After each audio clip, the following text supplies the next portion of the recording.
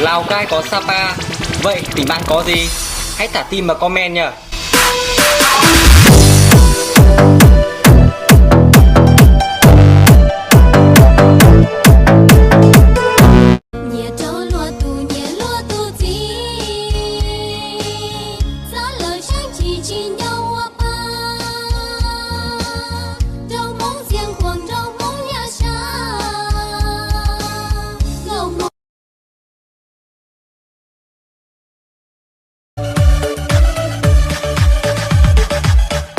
có phèn hành rơi tù hay hai chỉ lôi rung ru rơi đau xa tay đợi mùa rung gầu thiên là hai hai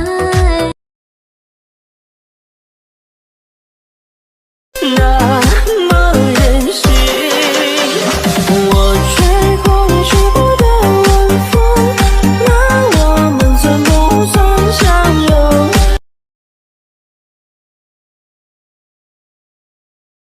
？Anh khóc khi anh nhận ra nước mắt rơi vì lúc buồn. Anh khóc khi anh nhận ra ôm nỗi nhớ sâu lại để khỏe tuôn.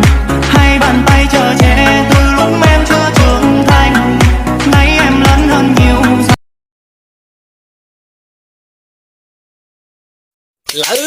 Mua từ lúc rồi xe đến tiền liao. Tất chỉ nhờ lời tiền chia tiền nó.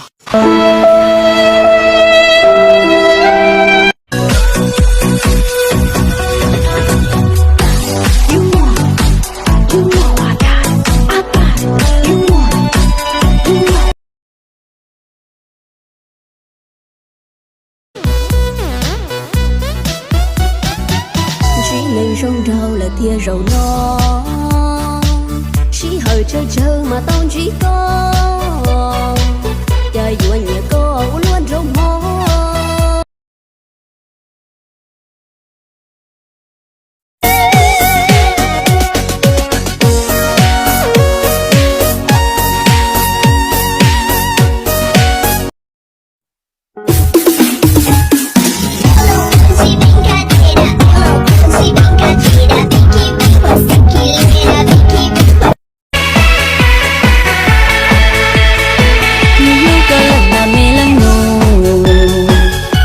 cơ nu sẽ tới có lỡ tôi xin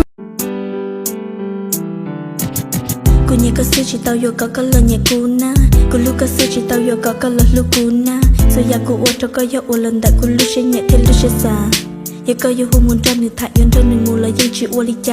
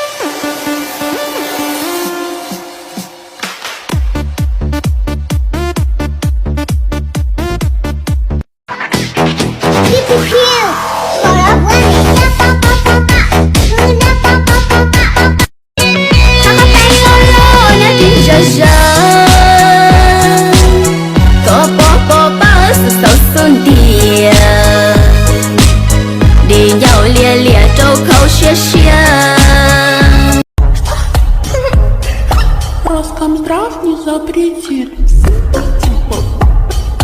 Simple, simple.